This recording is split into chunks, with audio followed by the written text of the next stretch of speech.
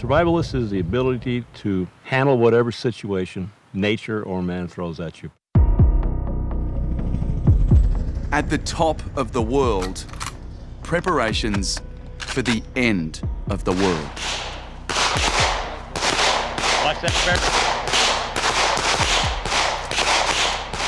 The enemy is unseen, but all around. They're here in our nation, ready and waiting. In a secret location, a secretive group called the Alaska Watchmen are counting down to Doomsday. This wild and remote place in Alaska's Chugach mountain range will be a refuge for heavily armed survivalists. It's here, in this vast wilderness, they intend to make their final stand. Their leader is Frankie Shine. He's preparing for every eventuality. So what we're going to do here is a quick tactical retreat. When the zombies are coming to eat us, we want to make sure that we're able to get away from them and still maintain control of what's going on. That could be any situation. And what we're going to do is just demonstrate a dry run. So he's in the lead. He's going to pop his rounds, come back. I'm going to come either for him or backwards. He's going to hit me in the head. He's going to assume position and I bang, bang, bang, bang, bang, bang. It'd be funny if they weren't deadly serious So I've got his back. about using deadly force with live rounds. Bang, bang. Good.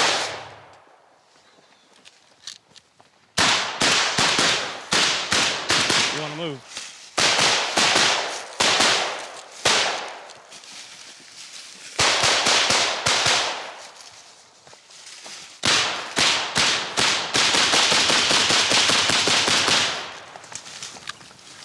Good deal.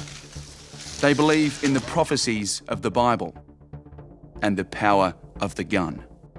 That survival depends on being ready to move at a moment's notice. Voodoo is in checkpoint 2. This is Sarah, we're on our way. And they're taking me to their training camp, hidden deep in the Alaskan wilderness.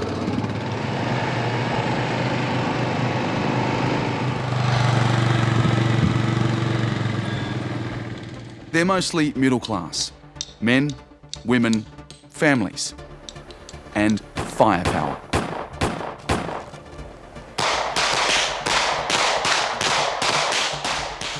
All the training, everything we've done, come together. In the US Army, Frankie was a sergeant. Here, he's their general. In this vest, everything I need is here. If I lose that, and I still have this, I'm good to go. If I lose that, because the zombies are coming to get me, I can still hook and book here. Actually, this would be better than that, because I can run faster. Frankie and his followers believe the signs are everywhere. Middle East wars and Islamic terror, earthquakes, hurricanes, and tsunamis.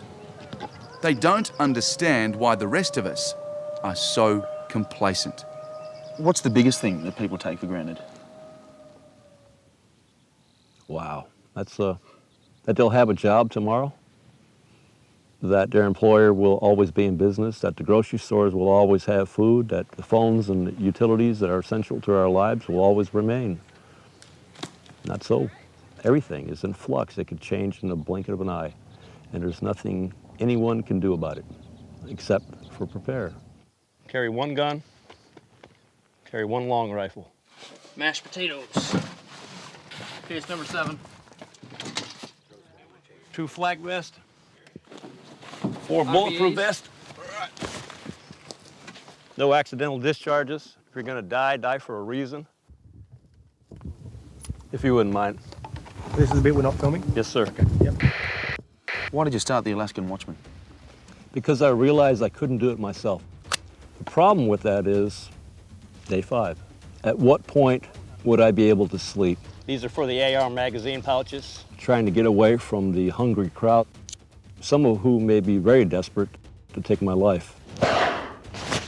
I'm good to go. So I interviewed roughly 200 people, and I found 20 out of that. Among the chosen 20, the Edwards family. Hang on. You hanging on? In town, Aaron is a teacher. and Sarah a psychologist. In the wild, Aaron and Sarah are armed and ready for the anarchy ahead. There could be lost loved ones, family members, extended family members. You've lost your home, your property, everything you've owned. You could feel helpless. And then imagine yourself living in a camp or a shelter without things that are familiar.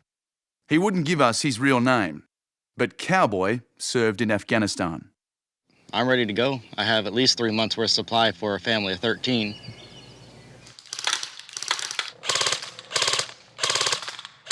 Holding the gun is Cindy Calzada, a public servant when she's not sharpshooting.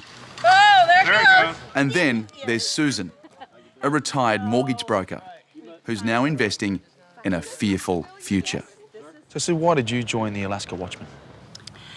Well, frankly, about a year and a half ago, I started becoming very seriously concerned about what is happening to the world and in our nation. And I began to get very stressed, frustrated, and angry. And I didn't know what to do. When you hear so many things that, you have to look to the future. You really do. Forward, engage. For the majority of people outside of this movement, it's denial. The signs are there every day. You don't have to be an alarmist to see them going on, and you certainly can't spend all your time trying to convince people. They have to wake up themselves. People leave the cities, and they come up this way, and they run into people like us. There's lots of groups out there building bunkers, getting out of the cities. Backyard bomb shelters abound everywhere, even here in this state. Their training, their preparation, their mantra is to have guns, to have rice, to have beans, to have, ammo, to have a hideout in the mountains, and to have their camo gear and so on.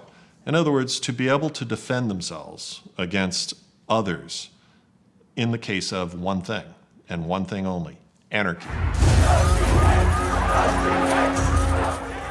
Californian developer Robert Pacino believes the survivalists are wasting their time, but not for the reasons you might expect.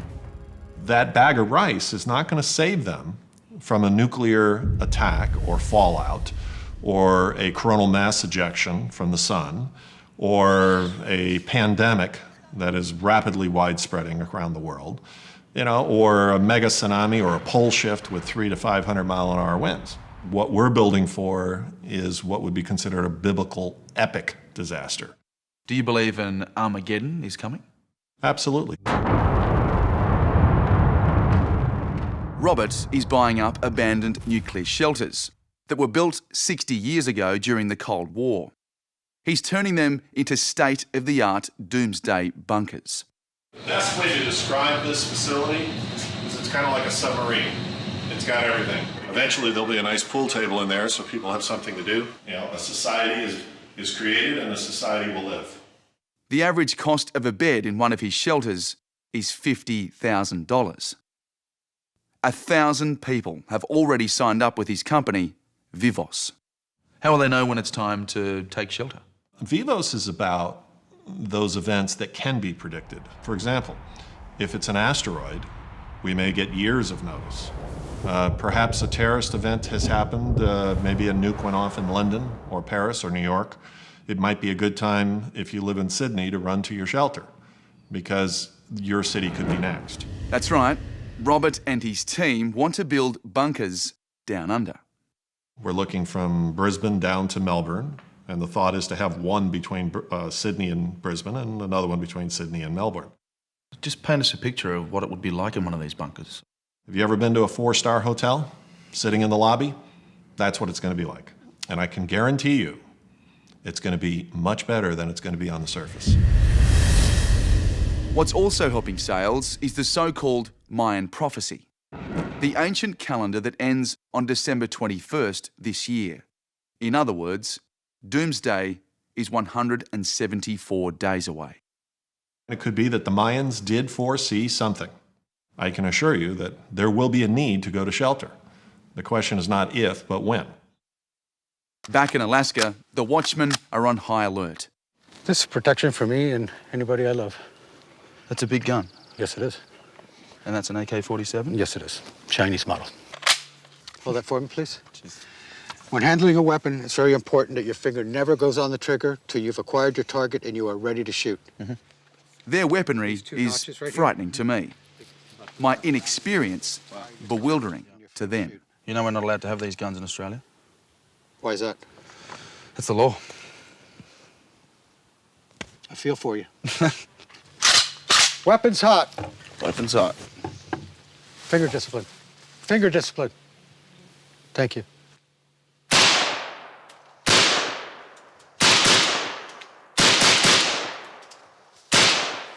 It pleased the survivalists that I'd had a go. Good job. How's it feel to shoot an AK-47? Hard to describe. It's powerful. It's a lot of power to have. Good. All right. The range is hot. On 1, 3, 2, 1, engage. The Alaska watchmen genuinely consider themselves prophets of a coming doom. Lock and load. Acquire target. Their guns, ammo, and extreme views concern many. Not that they give a damn. Could your organisation be seen as gung-ho, even militant? I don't care. If the crap hits the fan, I'm going to eat. I'm going to have my friends around me when I go to sleep, and I know somebody's watching my back. And that's important to me and important to them. And especially when you consider that we have children involved. That's important to all of us. Continue. That's it. Good deal.